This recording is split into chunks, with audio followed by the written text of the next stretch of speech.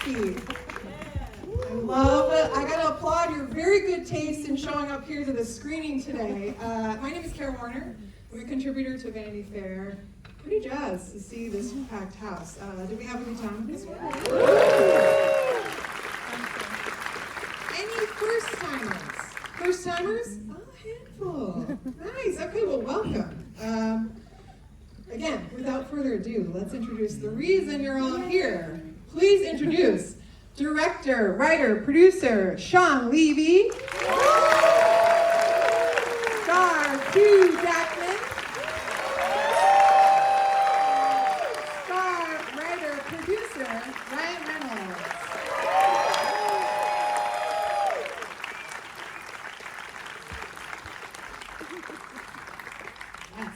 Did you guys just finish the movie? Yeah. Good, it's fresh. We had some first timers. I did a quick little poll. We had some first time viewers. Much larger crowds than I would have guessed. Right? Good taste coming out. Yeah, thanks for coming out. That's probably a good thing. We're gonna tap dance while Ryan's mic turns on. I'm wondering, you guys did such a great job of rolling this movie out. What does it feel like to be on this side of it now, where you're kind of taking a breath and a lot of hard work went into it, a great reception. So how are we feeling now? I miss it. This doesn't work, but I'm pretty loud. We can share. I did Macbeth. It's the Scottish play, so I did not. I didn't. I shouldn't. I miss it. I actually miss it. I miss making it. You know, I think it's just anything that you sort of invest that much time, energy. I mean, for me, it sort of swallows my entire life, which is terrible on one hand because I have, children who just found out I was their father. No, they sat in that edit room, which is why they're probably going to be damaged later too. So on one hand, that's sort of hard, but on the other hand, it's just such a. I love these movies so much. So much goes into them. There's so much anticipation in this cross section of comedy and drama, both of which I think have to subsist on kind of tension. And I just love that alchemy and the building of those blocks together. And there's just nothing quite like the theatrical experience. Go to a movie, that collective effervescence that would have happened in this room just now, where everybody's sort of feeling the same thing at the same moment, reacting at the same time. And I love all movies, really. Some of the best movies I've seen are streamers as well, but there's a different thing when you go into a theater, and it's that it's emotional investment. You're driving to a movie, you're parking, you're buying concessions, you're sitting down to have hopefully be entertained by some people. You leave, you talk about it in the car, and you go home, and it makes it sticky and makes it culturally relevant, and it's just such a thing that we're so lucky to do. So being on this side of it, you get to experience that part, which is amazing. But the making it every day with Shawn and with Hugh, and with Hugh and I just being so close, but then just the experience in the edit as well, and the sound mix and all that, I miss it. Yeah, Shawn was saying there's something for both you and Hugh actually being here on the Fox. For all of us. I mean, right. For all of us, so much of my career, my company still has its sign on the door. Here, I spent 15 years at my company, 21 Laps. It started here with the Night at the Museum movie. We edited the first two Deadpool movies. Yeah, the Deadpool movies were edited here. 9 of my movies were made here. We did Free Guy here, and obviously Hugh, who's Logan, done so many. Greatest Showman. Greatest Showman in all the Wolverine movies. For us I miss it too, by the way, because it was hard work but joyous. But when you're making this kind of movie, which is complicated but really built for audience delight, to experience the embrace that we have with this movie, critically and popularly, and all around the world, it's very, that's our job. Our job is to connect with audiences in hopefully a moving and escapist and resonant way. And so to feel that embrace has been amazing. Mr. Jackman, for you. Mr. Jackman, hi. Thanks for coming out Saturday morning, and it's a thrill. If you looked at my phone, you'll see all these photos I was taking. I was in with Ryan, and I'm trying to take photos for the windscreen of the lot because I have so many years of memories. In fact, the building just over here, I remember meeting Tom Rothman when before I went to audition as Wolverine, and then I got dragged down a hallway to meet Bill Mechanic. Whoa. Yeah, we go back. Yeah. And just so many years of being here, and he didn't even mind going through the visitor line, not through the VIP line, and being stopped. I was thinking, this is okay. But the entire movie, very much one of the themes is around legacy, isn't it?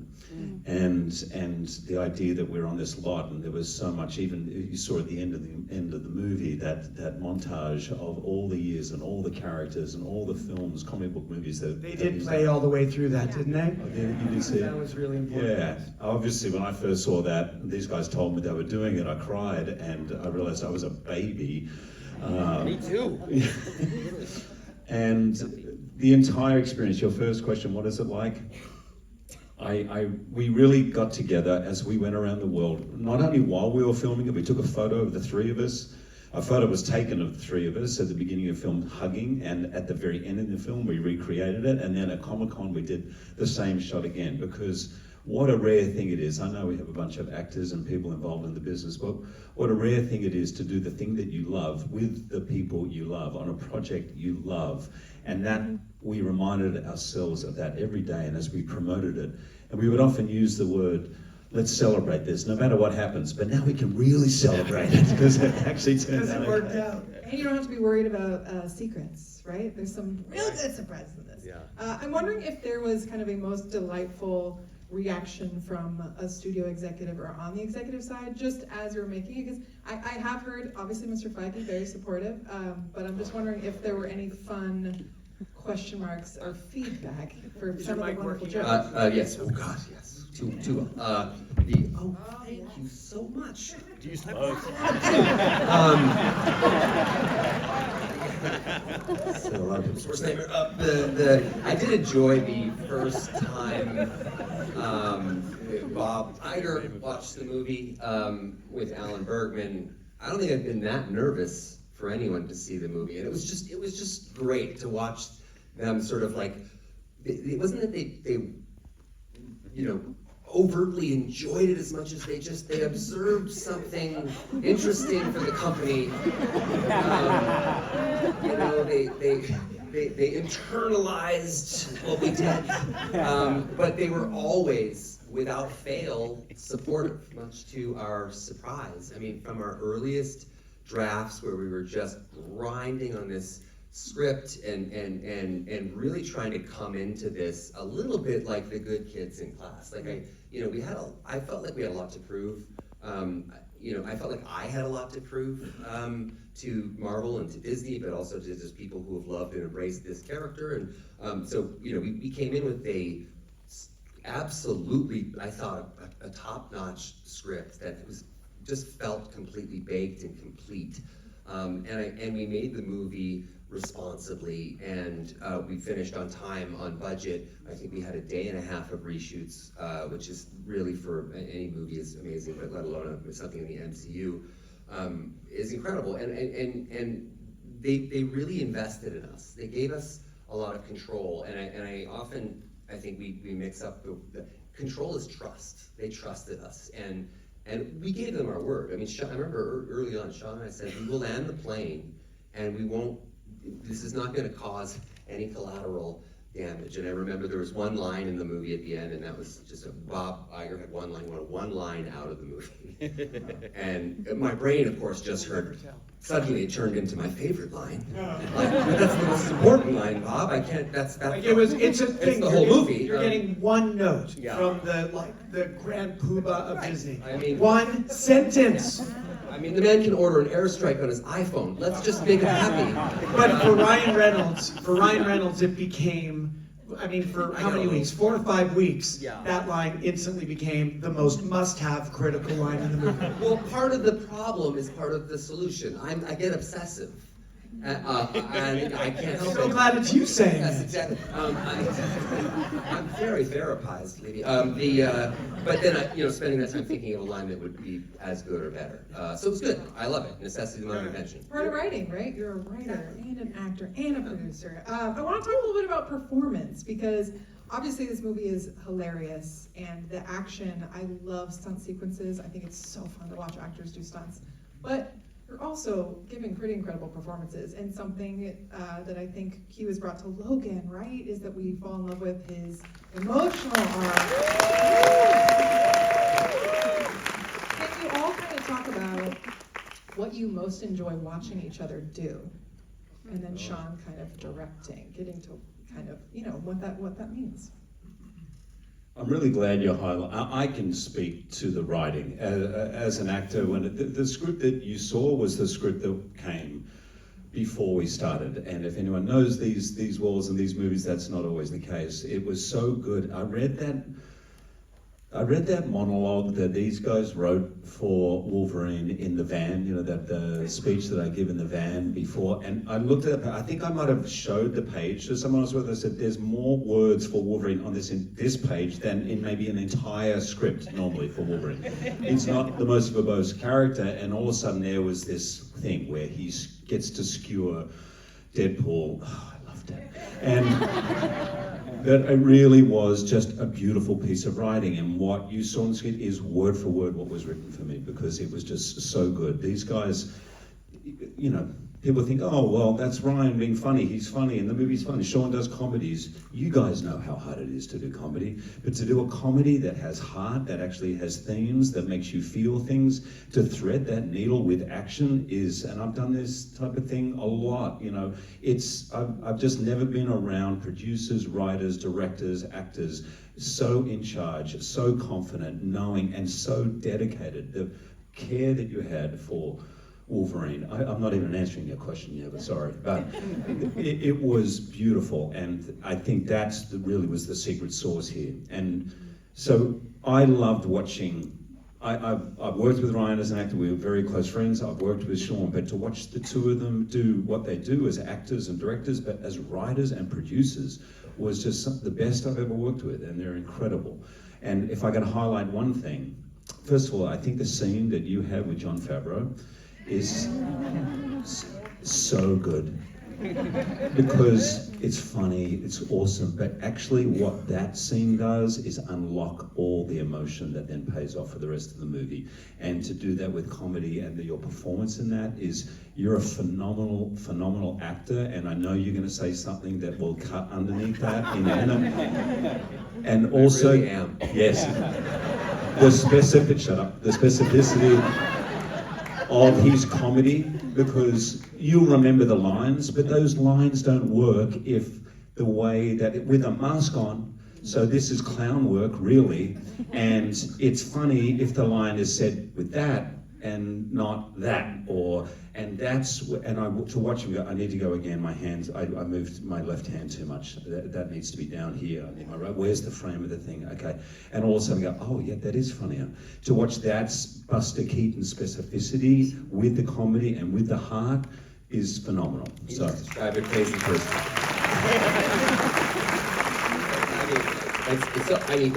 So much of Deadpool, when I first was on this lot, actually, I first put the suit on and we played around with the camera and that sort of thing. I did. It is clown work, and it's true. I mean, microfacial expressions are important, right? I mean, when you're emoting. So I don't have those on a mask, so I have to use my voice to create those little things, and then physicality is so important. I learned so much from the Every Frame a Painting kind of series, where you're watching Buster Keaton, and you're seeing the art of the gag, and you're seeing how a static camera, how comedy can be told, the story of comedy can be told so much more beautifully in a static image, when in this modern day and age we want everything to move quickly and fast and zooms and pulls back.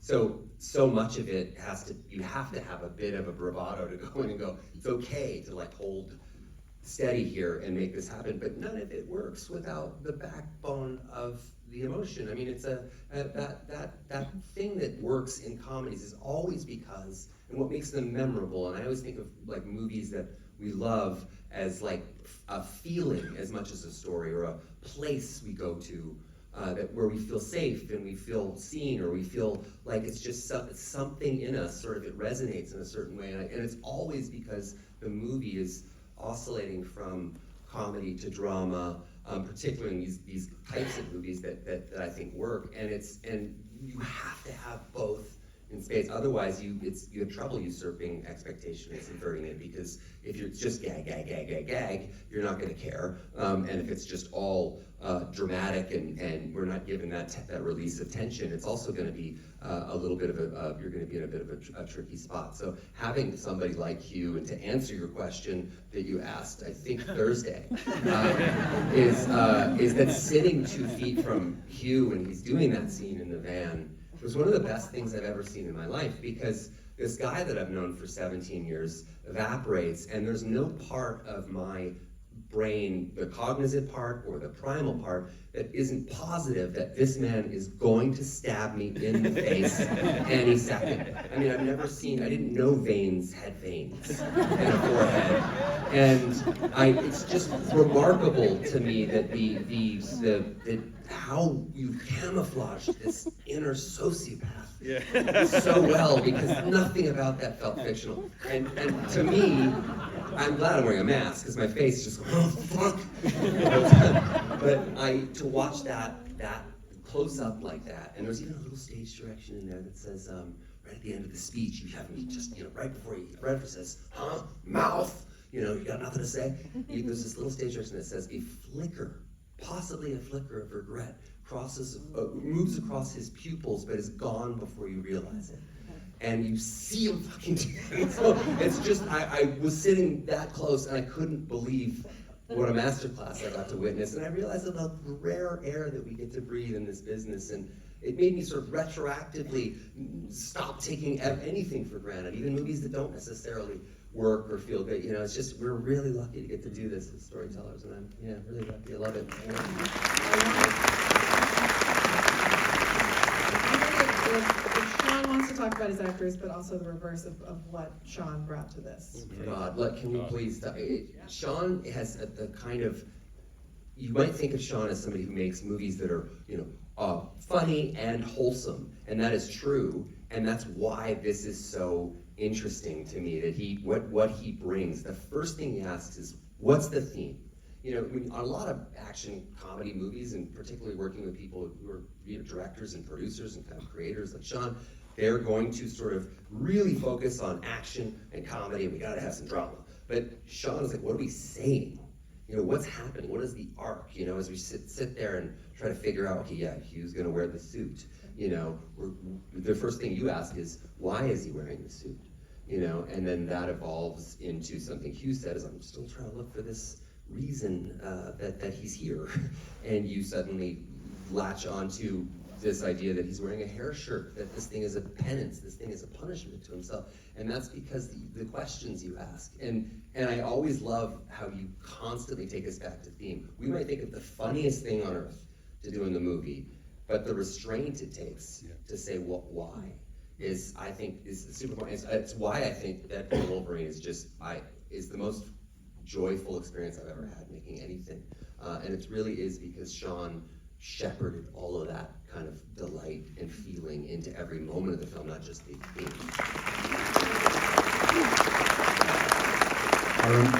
I remember Lauren Shuladonna telling me, X-Men was my first film, she said, it doesn't matter what the genre is, the director's personality is what ends up on screen. And I say that because this does have your, not just personality, it's your DNA. And part of that is connected so deeply with Ryan in the way you produce and write together.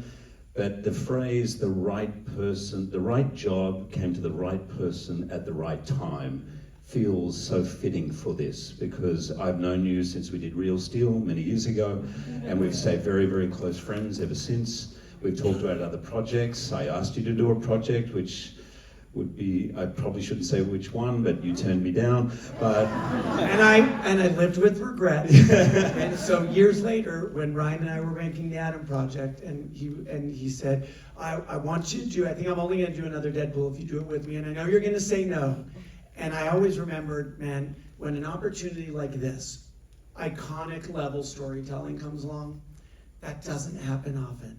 And I've made a lot of original films, a lot of different kinds of movies, but I knew there was an opportunity here to do something that hopefully, if we did our jobs right, was as thematically poignant as it was funny.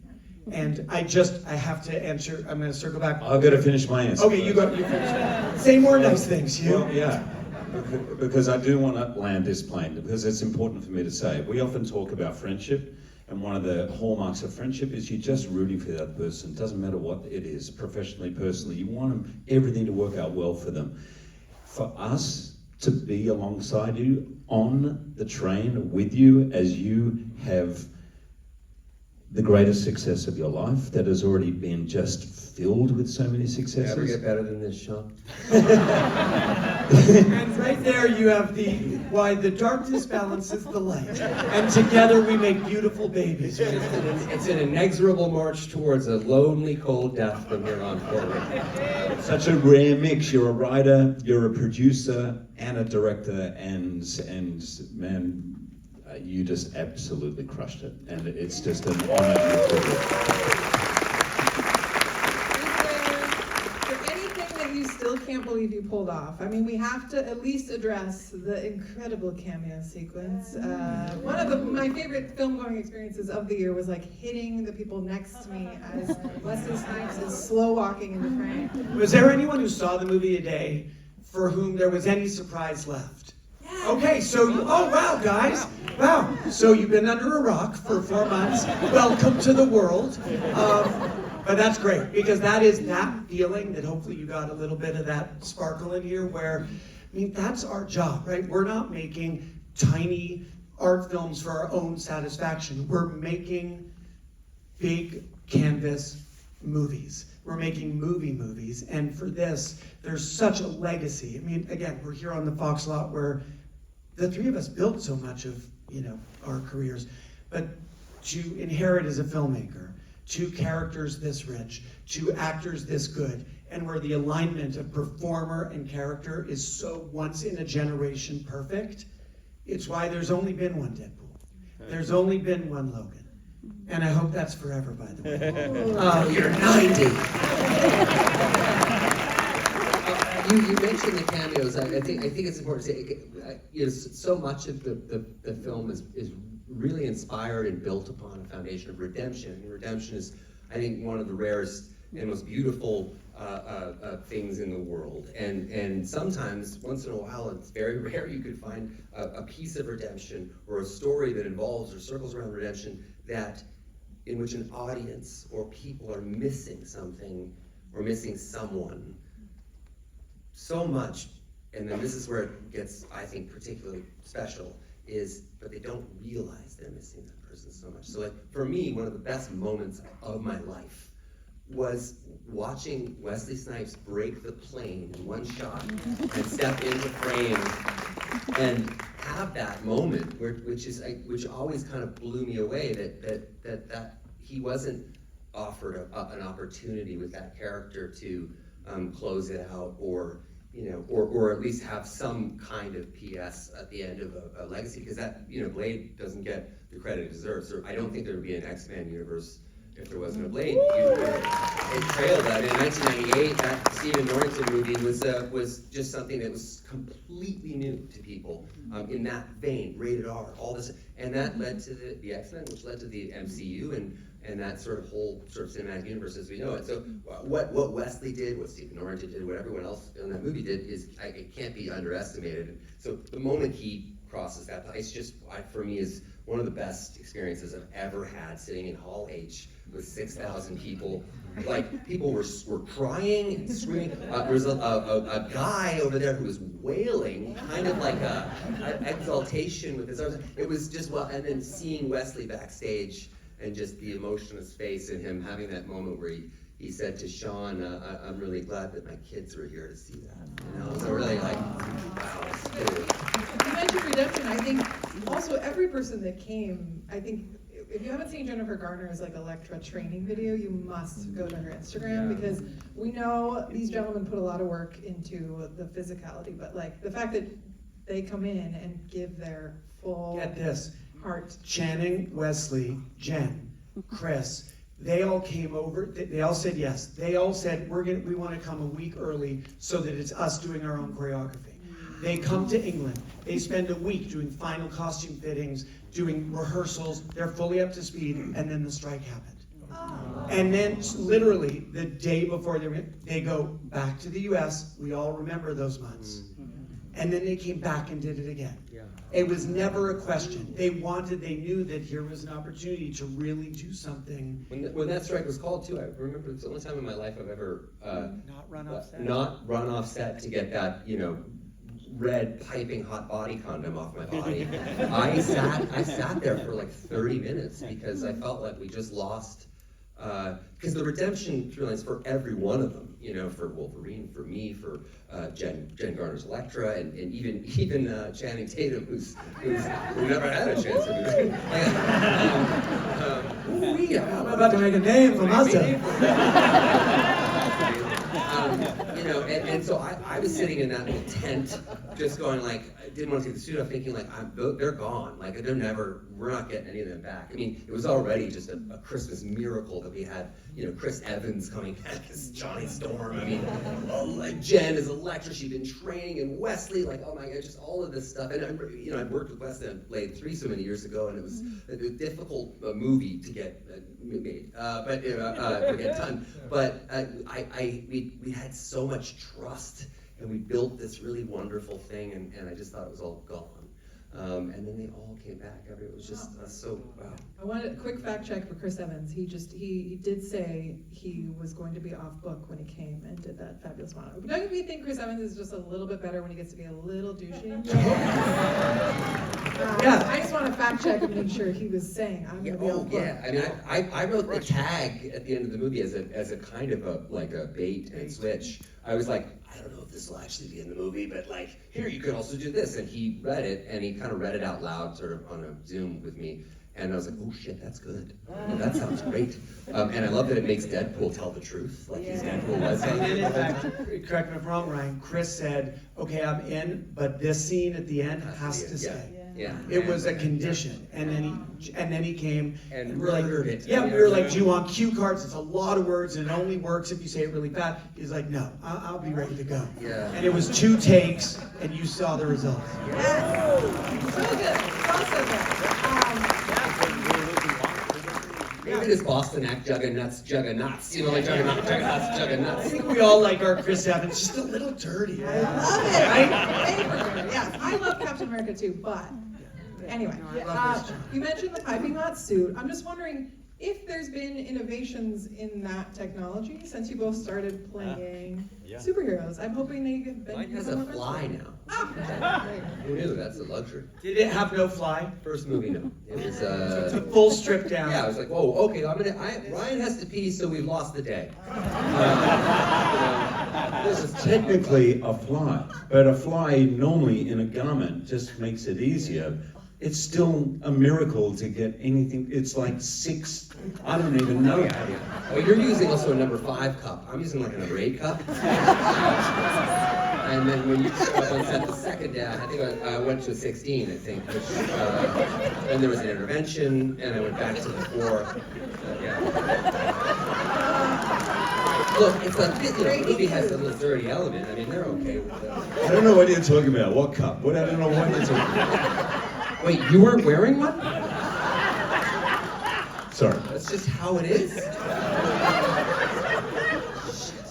I am actually genuinely curious if there is any comfort or if it is Sorry, you're asking part of the a nice performance. question. I mean, yeah, about the actual suits. 'Cause And I if they drove it into a remove- wall. That's okay. You got it. No, the suits are engineering. I mean, it's the remarkable work. A guy named Russ Schenkel at Film Illusions is the guy who really developed and created the Deadpool suit as we know it. Every time I do a new Deadpool movie, which is now I've been lucky enough to do 3 of these, we always try to reinvent it, and then I always end up being the asshole who's like, hey, remember the old one? It looked a little bit, it had this, and suddenly by the time we're at the end, we're almost back to the exact same suit because I think it's one of the best superhero suits ever made in any superhero. It's just incredible. And then for Admiral Banana here to show up on set was like the greatest, that day with the crew too, just to see, because we forget we're inside the mask, but And we spent months It was designing 6 it. months designing it. First So it's- designing it, and then more months building it. Oh, that doesn't work, that doesn't work. But when we finally had what we thought was the right Wolverine suit, that day, the camera test. Ryan steps out, Hugh steps out, and there were grown men in tears because you couldn't believe that you're seeing these icons from the page finally side by side in that way. And but Billy Lawless, who works in my costume, his son is named Logan. I mean, he's a fan. He said that we were walking out of it off the set that day, and he went, "This was the best day of my life." And I'm looking at it, I was like, "Why? What happened?" The suits. I was like, "Oh yeah, no, the suits. Yeah, it's amazing." You start to, yeah, please go ahead. But I'm so thrilled to finally wear it. I mean, it had been talked about, obviously, and there was just a collective wisdom that it just would never work. I have literally Tommy Turn legs, and the idea of a big yellow suit, I thought this is never gonna work, and it just really, I can't imagine ever not wearing it. It was, and then what you guys created in the script of the suit being like a hair shirt, and this idea of him carrying it around with him was just so brilliant. But also, go back to your earlier question, one of the surprises I couldn't believe we pulled off is by the time the movie came out, people still didn't know about the cowl. And there'd been so much, okay, well, great, the suit, but what about the cowl? There'd been so much of that online, and we managed to keep that under wraps. If there's some Gen Xers here, you might remember that old, I think it's THX or is it Dolby, where that they turn this. THX, right? That it felt like that in Hall H at Comic-Con. As he's reaching back, you could just feel the whole room go. and it just starts coming in. It's just like, I mean, it was like with that Oprah episode where everyone gets a car. Everyone gets a cowl. Yeah, it was wild. We touch a little bit on kind of we'll say below the line. I know there's a lot of people here in production. It's such an achievement, like from top to bottom. I don't know if there's like other specific highlights you want to make just in I'm glad to hear, because I know there's a bunch of us, we all do different crafts in this business, but if you're in it, you know a movie of this scale is so complex, and it only works like, yes, we have to do our jobs really well, but we're reliant on hundreds of not just department heads, but artisans, men and women who have to bring their highest A game to this, whether it's, I mean, in every aspect, from the sound mix to the sound effects design to the music edit to the art department. This really was. Well, also, I gotta say, we don't forget Ray Chan, who's our production editor. He passed away on the last day of our shooting, tragically, and young. And the work that he did, the worlds that he built, he along with so many other incredible craftspeople that we had the dumb luck to get to just stand there with and work with and watch their kind of brilliance. Ray was just a guy who he could come up and show you something that you were like, I can't, that's not gonna work, Ray. And it was like the third iteration, so it was a lot of work. And he would just tirelessly go back and then come to the table with something that was just mind-blowing. And to create those kinds of worlds and those jobs, I don't think the output and the work that they put into them and the reaction to it is never commensurate to me. The toil and time and skill that goes into becoming a Ray Chan is immeasurable, and the loss of Ray Chan is immeasurable, and the impact he left and is something that will live on forever. And we loved this guy. And I remember the last thing I couldn't believe the last thing last experience I had with Ray was we were doing our day and a half of reshoots, and we wanted a photograph, the photo of Wade floating in the water, the little Polaroid from the birthday cake. And we didn't have that flooring or any of that. We didn't have water. And 10 minutes later, Ray was like, "You mean this?" And there it was, just floating with like a little flicker of flame reflecting off the water, and just like, and I'm so grateful that I said to him, "You're the best. You're just the best at what you do. The work you put in."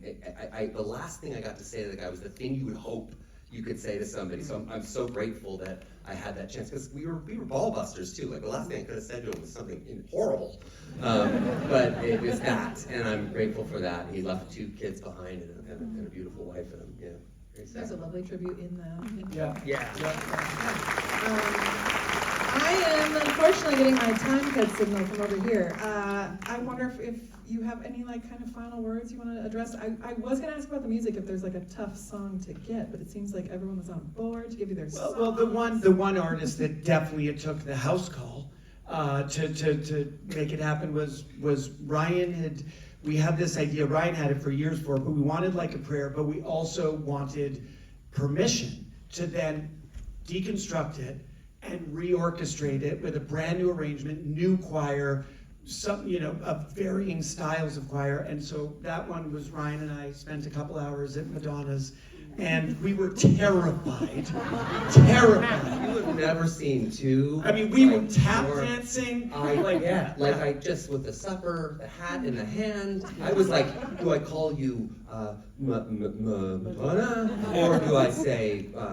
I've heard you say the Queen. Do they call you the Queen? And she was like, Those were your first she was words. like, M is fine, or Madonna, or the Queen. And then ultimately, we not only got her permission, but we got her input, and we re-recorded some of it because of an instinct that Madonna had. She's like, look, you can go with this, but I feel that if you changed this component, it's going to go next level. And the next day we did. Wow. And really that was, as a final thought, this movie, obviously it's a big, complicated movie, and we wanted to defy Marvel expectations. We wanted to bring audiences to theaters for a full experience. And the only way I know we all work this way is an openness to best idea wins. So whatever job titles we have, wherever the best idea came from, great, that's good, we're doing that. And so really being open to our partners, our creative team, was the bedrock kind of North Star of how we made it. You guys can feel that, right? You can feel that they love what they do, and that everyone that worked on this, I feel like when you watch this movie, you can feel that reflected back. So wonderful to be here with Thank all you. of you.